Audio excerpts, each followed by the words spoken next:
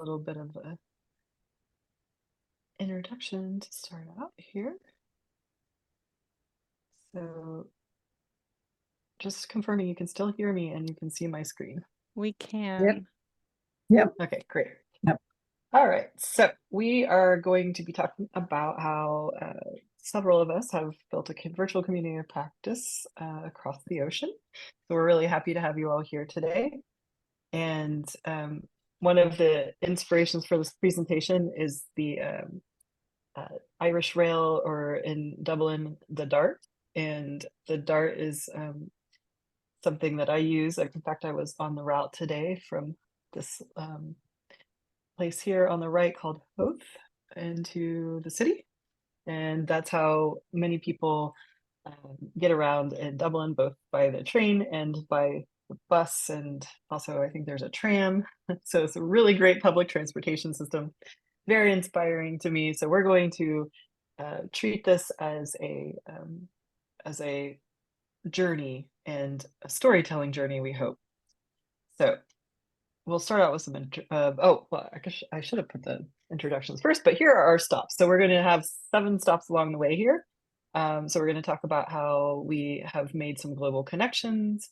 We're going to explore the Fulbright program, which allowed us to have this opportunity. We're going to define virtual communities of practice and how you might develop one, the advantages to these virtual communities of practices, some of our collaboration activities, and some of our future hopes. So now we can do the introduction. So Yvonne, take it away.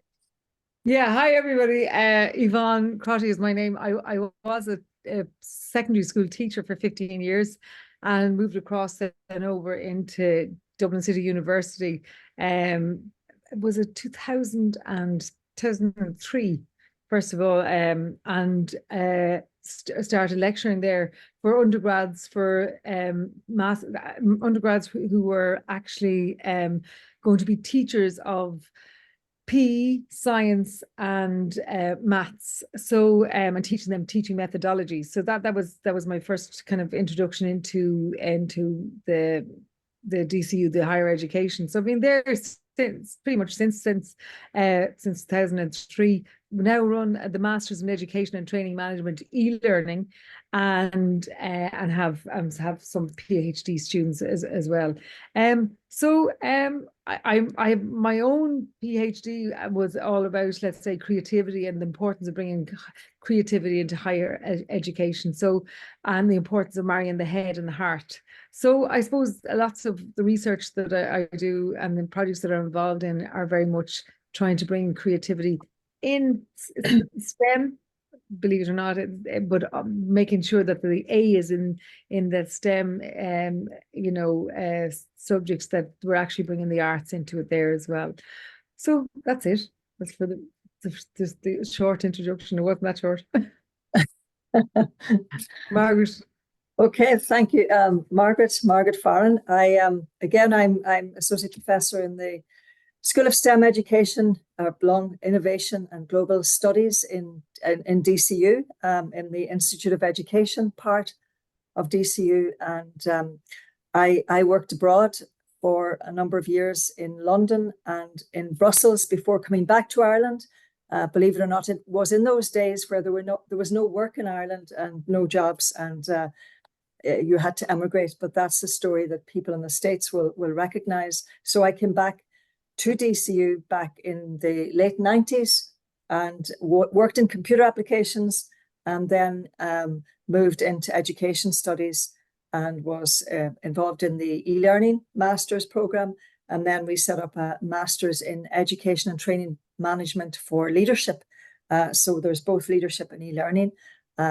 So I teach into those programs and likewise do a PhD supervisions. And we're also involved in European projects, and that's the connection, I suppose, that was a connection for Alicia at that time. So I'll hand over to you, Alicia.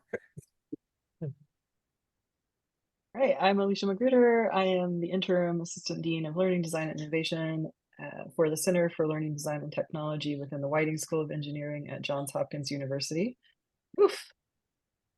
That was a long breath there. And I'm also a 2023 US Fulbright Scholar awarded to Dublin City University in Ireland. But like Yvonne and Margaret, I'm also, I've taught a classroom teacher in the past, and I still teach online. So education is, in my heart. And not joining us tonight, but who is a partner in this is Sean. And Margaret or Yvonne, would you like to introduce Sean since he's not physically Yeah. with us? Sean actually was a student, a graduate of the MSc in Education and Training Management Leadership strand, and he's now registered for his PhD. So he's working on his PhD, and he's working with us on the European project, the Teacher Academy project, which is around sustainable citizenship. Okay. All right, so there's our introductions. So we are going to take you on this ride. And just like for us, the journey was not straightforward. So hopefully you'll enjoy hearing about our experiences. But first, we'd like to do a quick trivia activity. So if you can scan this QR code or go to the link that is here, and you could also just go to menti.com and use this code here, 35776025. We are going to do a quick Irish trivia. So I'm going to stop that share and I'm going to share my other screen.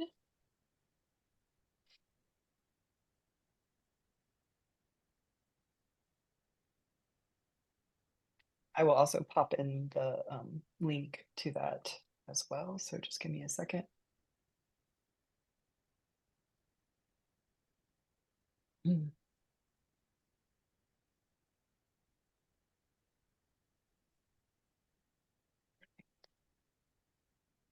Oops, I think I'm sharing the wrong thing. Pardon me. All right.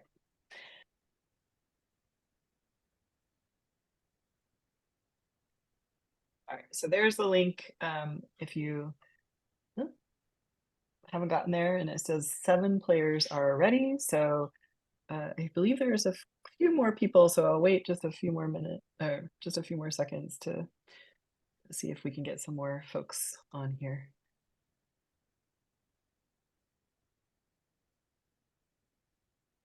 All right, I think we got 10, so I think I'm just going to go ahead and get us started. Now there are 4 questions, and we have a leaderboard, so we'll see how well versed you all in Irish trivia. So answer fast to get more points. What is one of the most important megalithic structures in Europe, an Irish archaeological structure aligning with the rising sun during winter solstice? And your options are Hill of Tara, Newgrange, Brú na Bán. I know, Margaret, Yvonne, you might want to help me. No, you're fine. Brú na Bán. That's it. Brú na Bán, yeah. And the correct answer is Well done. Newgrange. Very good. All right, next question. Okay, y'all ready? Goes fast, doesn't it? Oh, what happened? 2 of 4. Okay, enter. All right. In what year did the Irish Free State officially become a republic and leave the British Commonwealth? Your choices are 1922, 1961, 1949, and 1937.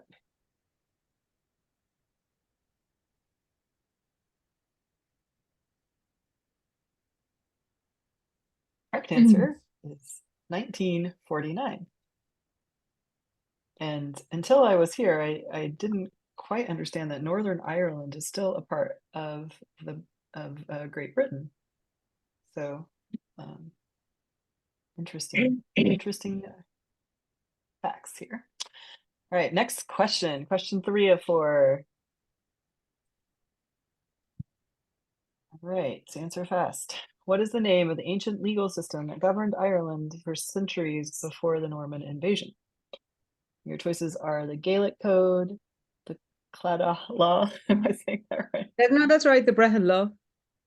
And the Brehon Law in the Aaron regulations?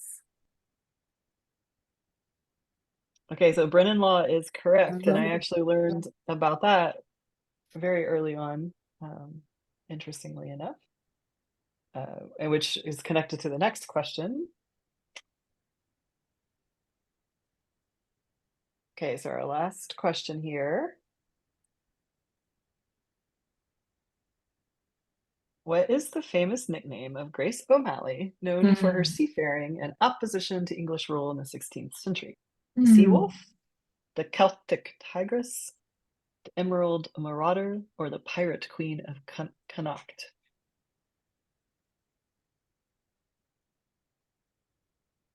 Oh, very good. Very This good. the Pirate Queen of Connacht. And I actually live on Grace O'Malley Road here in Hove, which is outside of Dublin. I feel very connected to the Pirate Queen. So there's our leaderboard. So wow, Michelle and Serena. Okay, Michelle, how do you know so much about Ireland? If you'd like to share, you don't have to. Not I have absolutely no idea. Well done, you. Well done. I just picking up trivia here and there as I roll through life, I guess. Are you sure? Are you sure there's not a little bit of Irish in you there at all? No? Oh, there might be a little bit of Irish in me somewhere. Oh, listen to that. That was great. Somewhere along the way, who knows? All right, so we're going to come back to that Mentimeter, but for now we're just going to move through our presentation again. Thanks for humoring us and enjoying that little bit of trivia. These are things that I'm learning as I'm here in Ireland. So the first off is how making global connections. How did we get from Johns Hopkins, where I'm at, and is based in the US, to Dublin City University, where Margaret and Yvonne are, and based in Dublin, Ireland. So Margaret loves to tell one of our introduction stories. So go ahead, Margaret. okay. No, I'll talk about bring you back to the 2022. There was a Leadership for Professional Learning Symposium, which was in DCU, and I was in the organizing committee for that particular conference. It was jointly held, but it was organized and it took place in Dublin City University, but it was organized in collaboration with the University of Cambridge and the University of Florida. And the whole purpose of the symposium was to bring educational leaders together, to create some sort of critical dialogue and to look at sustaining professional development and professional learning communities. But when I was at the conference, which took place in June 2022, one of the participants from Florida, she came up to me during the conference and she said, I came here to meet Irish people and I keep bumping into people from Florida. And she says, the only people, I came from Florida to Ireland and I'm just meeting people from Florida. So she said, how can I meet Irish people? So anyway, during the coffee break, I decided that I would go down for a cup of coffee and I would sit and mingle with people and talk to people at the conference so that at least they'd meet one Irish person. So when I was at coffee, I met Alicia, and Alicia introduced herself and talked about where she was from, Johns Hopkins, and the fact that she'd love to do a Fulbright scholarship or apply for Fulbright scholarship, and asked would I support her and would DCU support her application. And then I talked about, Yvonne and myself and the work we do in DCU. And so from that, we started working on the application for the Fulbright scholarship. Alicia can talk about part of the application that was involved in an EU project that we were about to apply for with about 7 other partners, a partner from Greece, Sweden, Germany, where else were they from? Holland. And they were all involved in this project application on sustainability citizenship. So that was the whole collaboration started from that one cup of coffee and that one lady saying that she didn't meet anybody from Ireland. And then Alicia, you can take it from there. Yeah, so that is exactly right. We just happened to meet at DCU. I had in my mind the idea that I would love to do a Fulbright. I had heard at a conference many years back, probably 2017, about somebody who completed a Fulbright project. And so let me just pop onto that screen here. Somebody who completed a Fulbright project who wasn't a professor or somebody who's doing research, but focusing on a professional project. So in case anybody in this room has not heard, you don't have to be a full professor to do a Fulbright. You can do a Fulbright as a staff person. That was something that I had learned at that back in 2017. So I'd always kept it in the back of my head. Like, I would like to do this. I'm just not sure where I want to go. When I came to Dublin in 2022, I felt pretty much immediately this is where I want to be. It felt right. I met Margaret. We had a great rapport. We started to immediately connect and talk. She gave me her card. Thank you, Margaret, for doing that. And I made sure to follow up with her. And after I returned back to the US and we started discussing what we might do as in a Fulbright. So just a little bit about the Fulbright program. I'm doing the Fulbright through the Irish Fulbright Commission. And if you see this picture here, this was just actually not last weekend in Cork, where I met, you can't really see me, I'm in the back row, but I met the other Fulbright folks in Ireland, and we also got to meet some people at Cork University College. So you can see there's, a variety of folks there. And the Fulbright program is all over the world. So Ireland is one of the places that you can go, but essentially, if you think of a country, it likely has a Fulbright program somewhere in the country. And I was fortunate, like I said, to have gone to that symposium that was sponsored by University of Florida. I'm actually not related to University of Florida, but a friend of mine who is invited me to come and present with her at that symposium. And I just jumped on the opportunity because I thought, wow, that'd be really neat.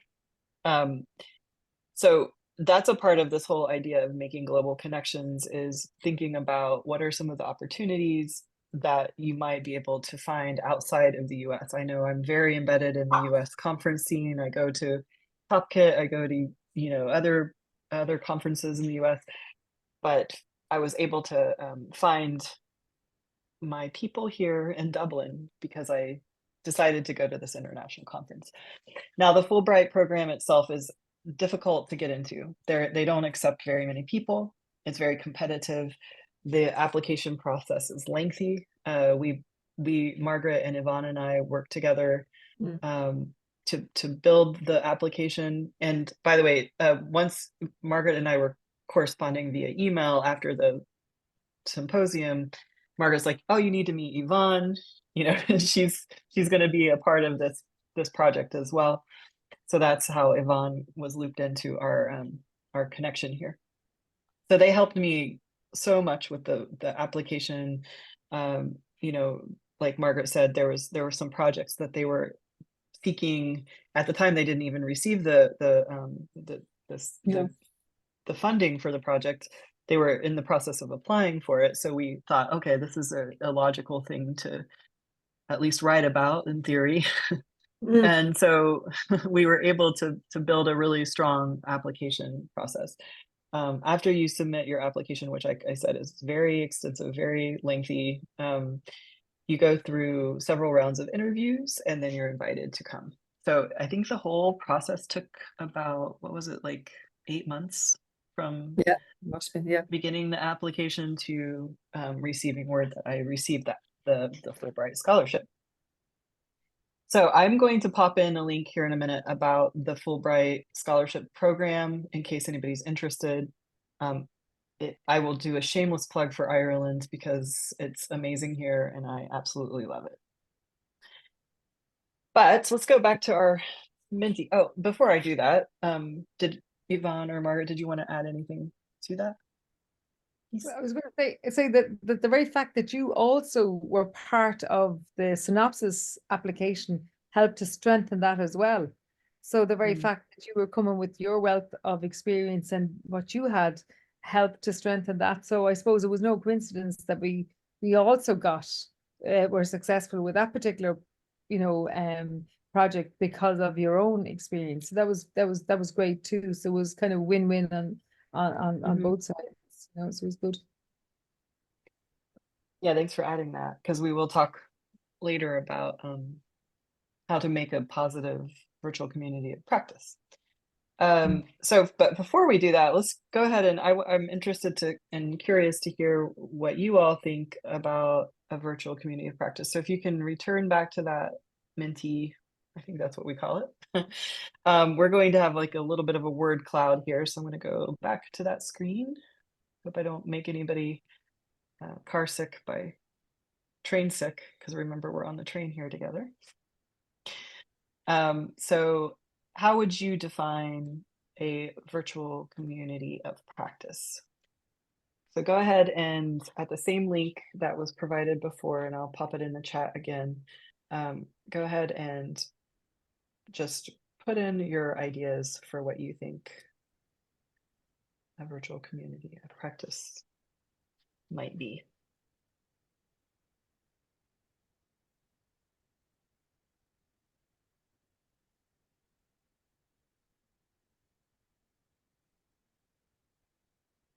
Definitely collaboration. Ooh, I like the curious. Integrated. Open. These are some good words.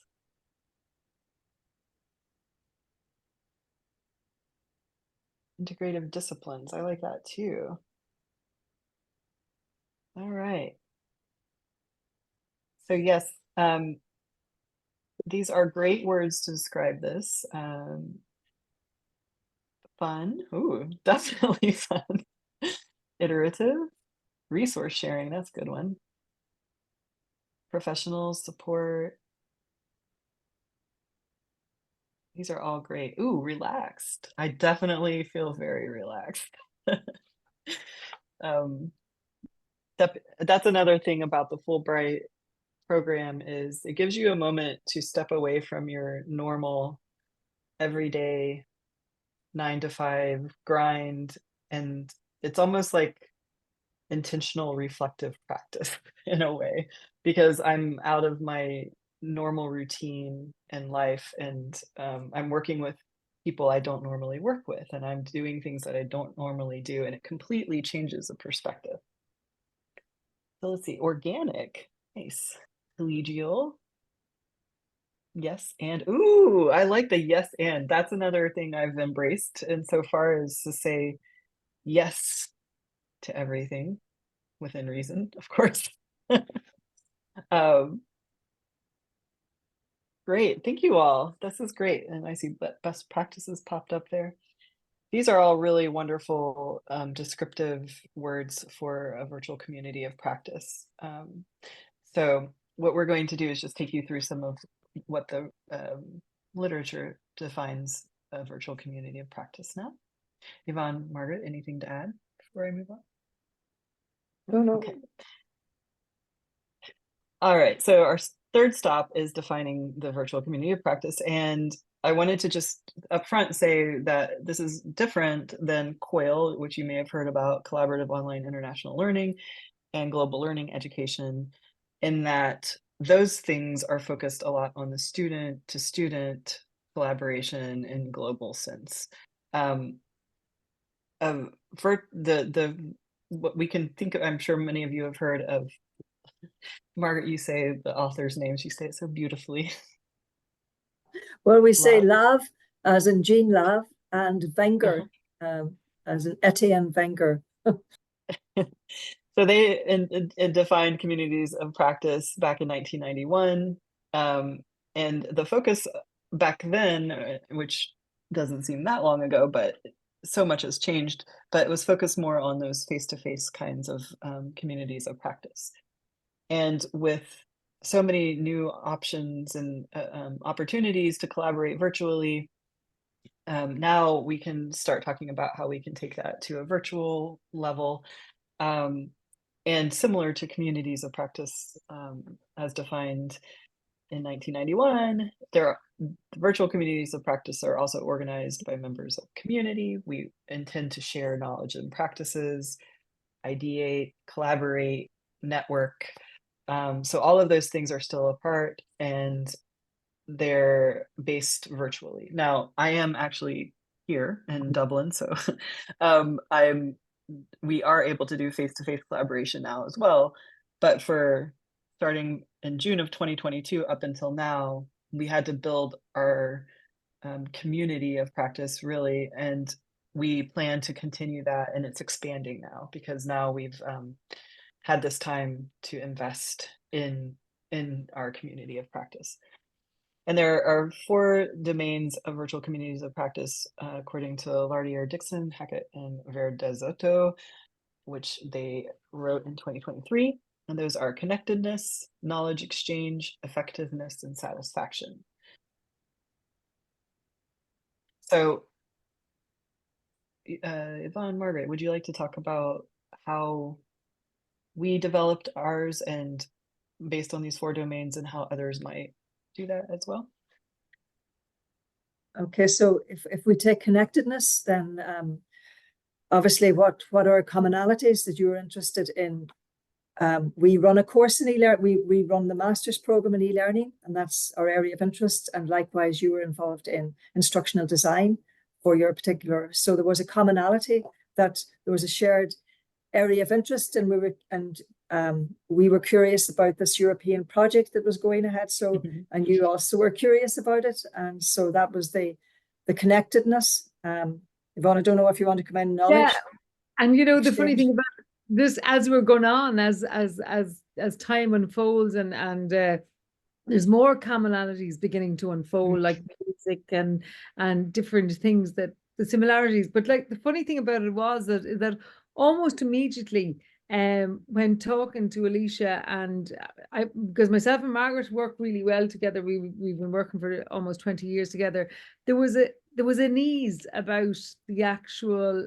We shared very similar philosophies, about the approaches, the way we did things. So there was a connection there straight away, and how, and as we go on, as time goes on, it's just very easy.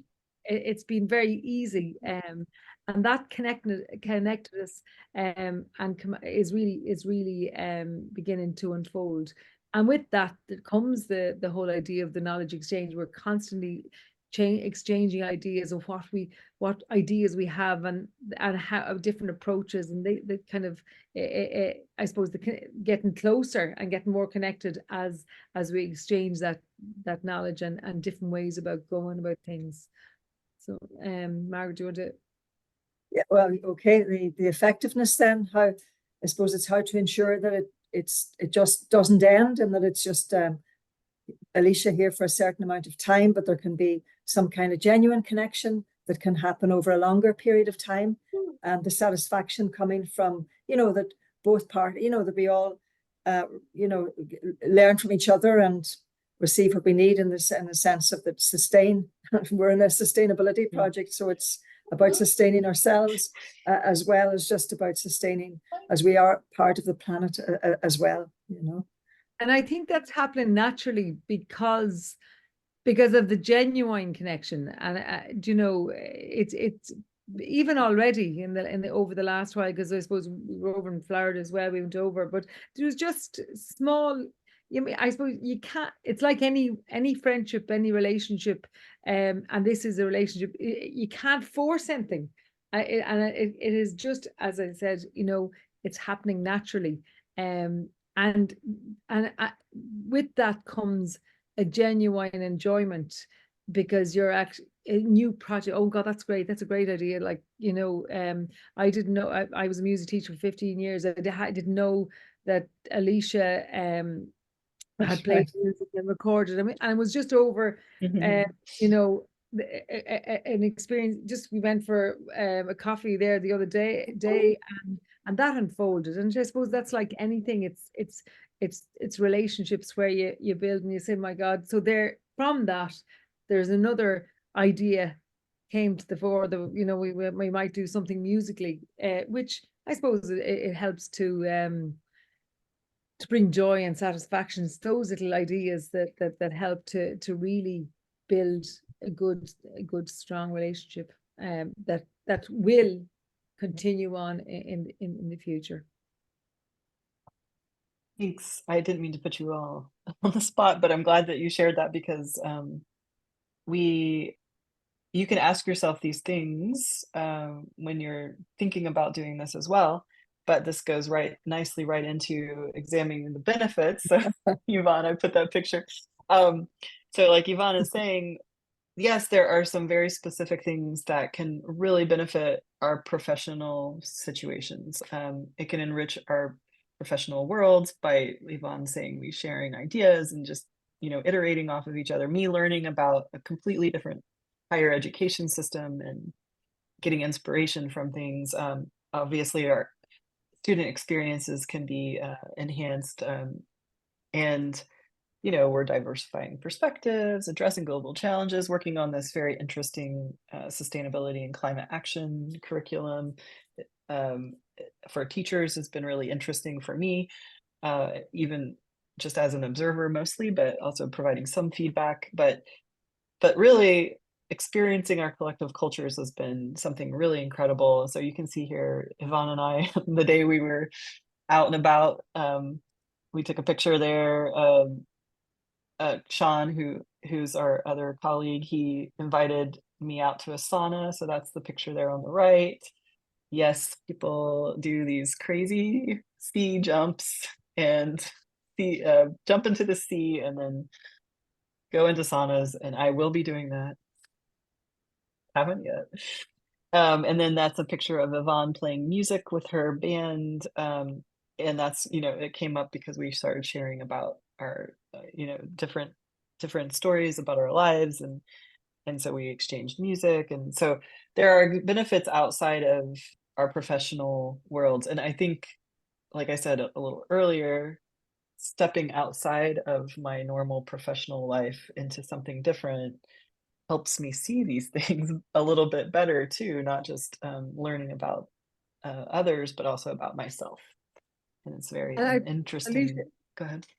One of the things that I suppose that really myself and Margaret have I suppose we've always been of the mindset that, like, if we wanted to discuss something or we had any business to do in the college, anything like that, we would say, well, let's take it outside the college. Let's go for a walk. So we would always walk, or we might even go for a swim when then that cold day, a sea swim, and we'd be talking about, we say, look, we have X, Y, and Z to discuss, and we do it doing something. So it actually takes you out of in a nice environment where you're more creative, you're more open to it, to actually maybe thinking about various different things, about ideas that you might do. I see Amy there, you say you like walking meetings. Yeah, it's so that you're actually, there's your focus, that it's not just, we have to be in the office. And I suppose, Alicia, that was what happened that particular day. So look,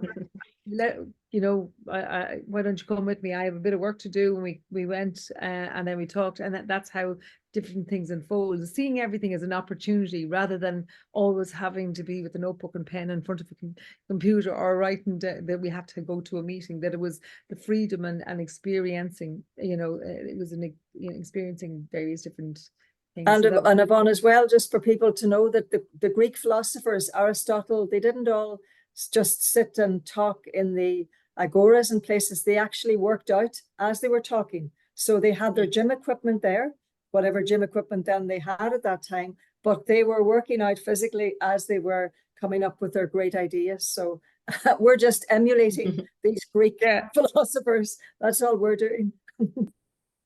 Yeah, that's what we're doing. Exactly. And there are professional things we are doing too. So it's not all just, fun and games, sunshine and roses, fun and games. Though those definitely are a part. So, we've talked about this international project. So there's a screenshot of actually Sean's in there, but that back screenshot is the Sustainability and Climate Action Project. I was fortunate to meet the sustainability officer for Dublin City University, Samantha, but I can't remember her last name. I, Very interesting to hear about the efforts there. In Cork, I was able to listen to another former Fulbright person who leads the Sustainable Futures Forum, and that's actually her with the former president, right, of Ireland, Mary Robinson. yes, that's right. Yeah, yeah. And then I was also fortunate to be a part of Yvonne's class, talking about generative AI. So I was able to do a little workshop session with her students, and that's the bottom right photo of me with her students. So we've done, and by the way, I started my Fulbright, we neglected to mention, March 1st. So it hasn't even been a full month. And these are all the things that we've already done together just in this past month. And I'm here until June. So I can't wait to see, actually, that will be our next slide. What are we doing in the future? So one of the things is we run a book club in my office. In fact, a couple of my colleagues are on the line here, Mel and Katie. And it's a wonderful thing that we do for our faculty at Hopkins. So we're going to have folks from Dublin City join us for this book club. That's just one example of things we're trying to connect. What else, y'all? What else are we working on? I'm going to try to work on them being a part of another initiative that we do later in the year, which is a fellowship program. But what I really wanted to focus on is that last point. The last point is we're not just collaborating on professional projects, we're collaborating together outside of that as well. So like Yvonne had mentioned, maybe we'll play music together. Margaret, on one of my first days here, she took me up the summit walk. I can barely make it up the hill.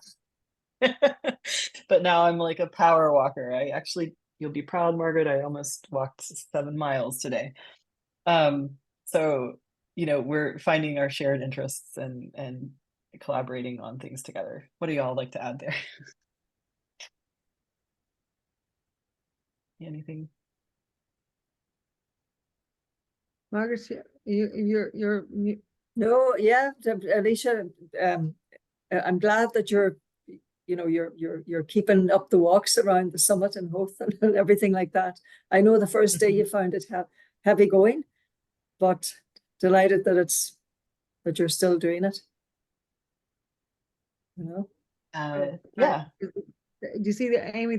Amy has just asked a question there, and it's just okay. Hold on, let's see. About 10 minutes. Oh yeah, outside your group, have your efforts been adopted by other groups in your institution to create their own virtual communities, either within fields of study or interdisciplinary?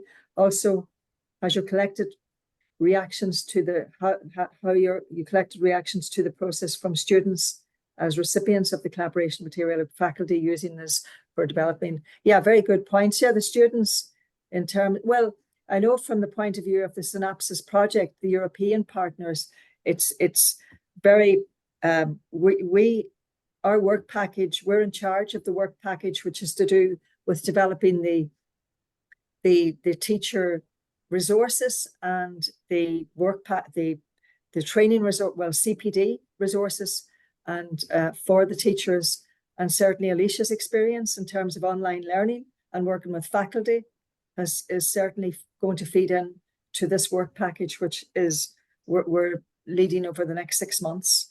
In terms of students, Yvonne, the AI that Alicia did for the master's group.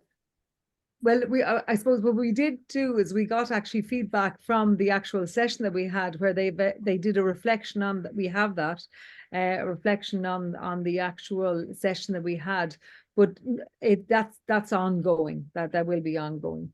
So yeah, and in terms of the faculty, again, that will be through the book club. I suppose we will look at ways that might be of help to faculty members as well, and Yeah. It's very much in its infancy stage, really. I mean, what has taken off, I suppose, is because there's been more meetings about meetings about that, is the European project, Yeah. and action there, and that's regular. You know, it's been since you've been here months, Alicia. That's been on, you know, once and twice a week since Yeah. we started. So that's going well. Okay, I think we Yeah, have about we 5 minutes left, Alicia, yeah. according to the other message. So we've got about 5 minutes. Yeah. Yep. Hopefully that answered Amy's question. And Amy, yeah, we're at the beginning of this, so we wanted to share as much as we could, but we are still gathering that. But yeah, I would say that the European project is a virtual community of practice. Maybe not, but yeah, so we didn't design that ourselves, but we're a part of it. But here are some pictures of some of the things I've done in this past month. I kissed the Blarney Stone. I've joined a pottery class. I got to, at the University of Cork College, I got to see a really cool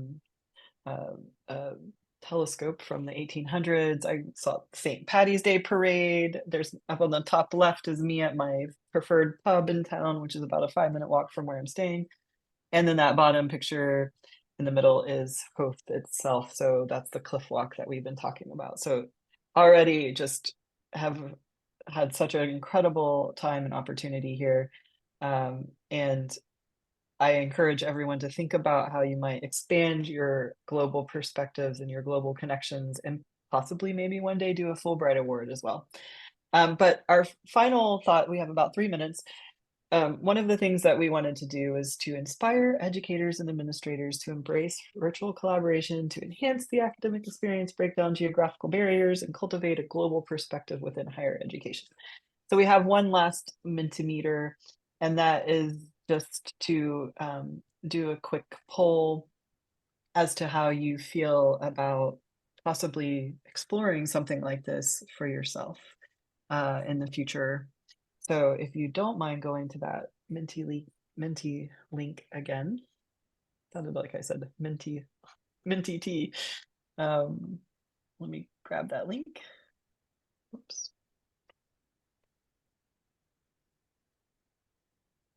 Pop it in the chat here. Let me advance the slide because I think I might have to do that.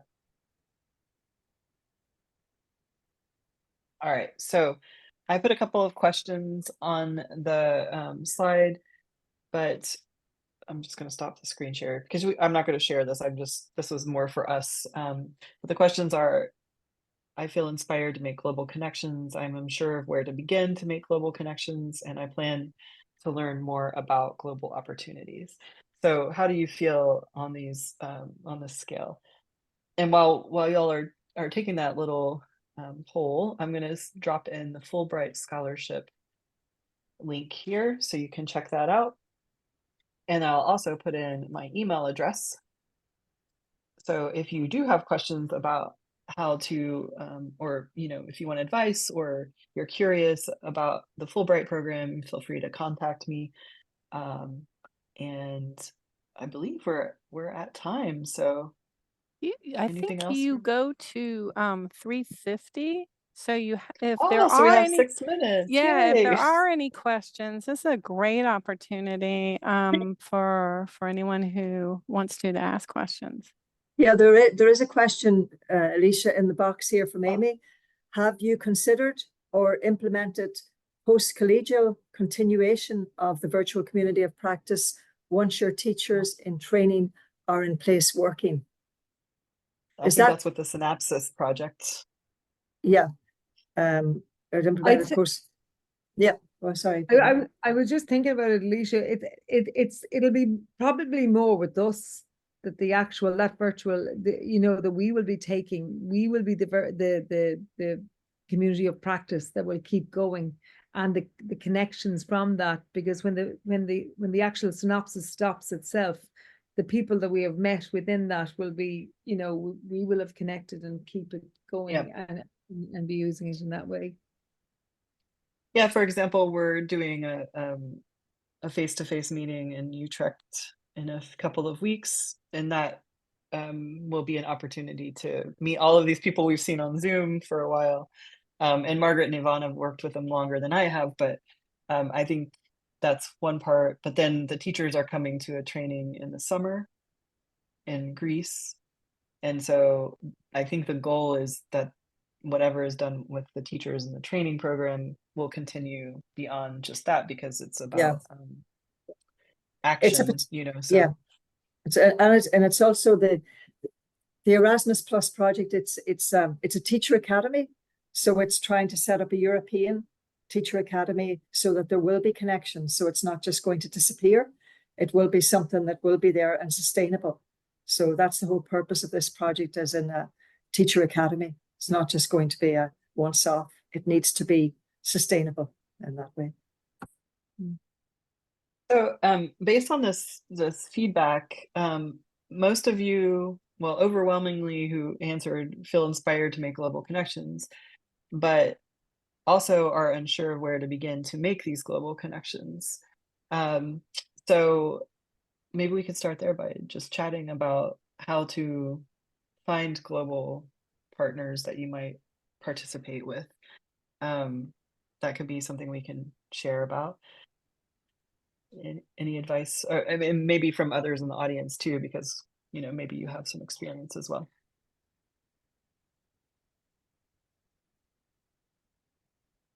Don't all call out at once. There are a lot of really great international conferences that you can link into. I'd say word of mouth is one way to connect. But if you end up at one of these conferences that are in another country, like I did, that I just happened to, I said yes to, like I think that's one really important thing, is to, it seemed a little bit unusual for me to do the thing that I did, but I thought, you know what, this would be really great professional development. I think this would be really a good opportunity to connect. And so I pitched it to my boss and he was like, yeah, I think that's a good idea. So, you know, I could have just been like, that just doesn't seem likely. But instead I was the yes and kind of attitude, you know. So that I would advise maybe seeking out opportunities like that on an international level. And, you know, there are some conferences that are expanding to international reach, so you can maybe connect that way too. Study abroad connections. We're not using study abroad connections with this. There's a code for this session, sharing practice. Oh, though, Amy, yeah, one of the things I'm going to try to do is with one of our programs, we offer travel to participate. And so I might see if anybody wants to come and participate in a face-to-face situation at Hopkins. And so kind of that's an idea. Yeah, that would be great, Amy. Any other questions or comments before we have about 2 minutes left? We're happy to share more. I know Melissa said that it looks great fun, but I wonder, would you be tempted, Melissa?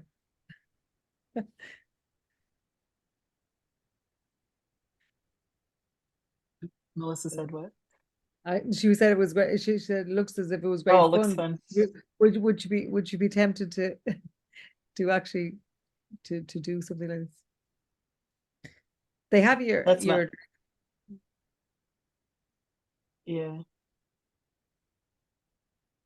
I would say if you're at all interested, again, check out the Fulbright website. That's one really good way to link in. And then contact me if you want. I'm happy to provide feedback or advice at any point. So hope that this was inspiring to you all. Oh, go ahead, Yvonne. Yeah, no, Melissa said there it's tempting, but maybe when my child is a little older. But one of the things, and just on that note, one of the things you were originally going to bring Jules with you, and we were going to put him into a local school. So it is another experience as well. And that you know, sometimes the places that you might go would organize, let's say for well, you know, for a younger, Jules is 9, 10, you know, that yeah, 9, so that he would have gone to the local school, which is actually on the campus. Do you know what I mean? In that way. So it can be very, very you know, interesting and new experience, and you know yourself that like children moving over to another, they can learn just as much, and there's as much learning in the traveling. So that had been another option, but you came in March, and had you been coming in September, If I had it come in the fall, it would have been different, yeah. And I do know somebody who's doing a Fulbright up in Sutton, which is nearby. He brought his 12-year-old son, and he's going to school and playing rugby and doing all this stuff. So it's possible. They are, Melissa, another Well, I'm another yeah. Look out, Alicia. You're getting a lot of recruits here, so Yay. thank you, all of you, for presenting Thank you, today. everyone. It was fascinating and wonderful. We really appreciate it. We are going to move to our lightning sessions now. So take a break and get back into the lightning sessions, and we will see you all there. Thank you very much. Thank you. Thanks Bye-bye. very much. Thank you. Bye-bye. Bye-bye.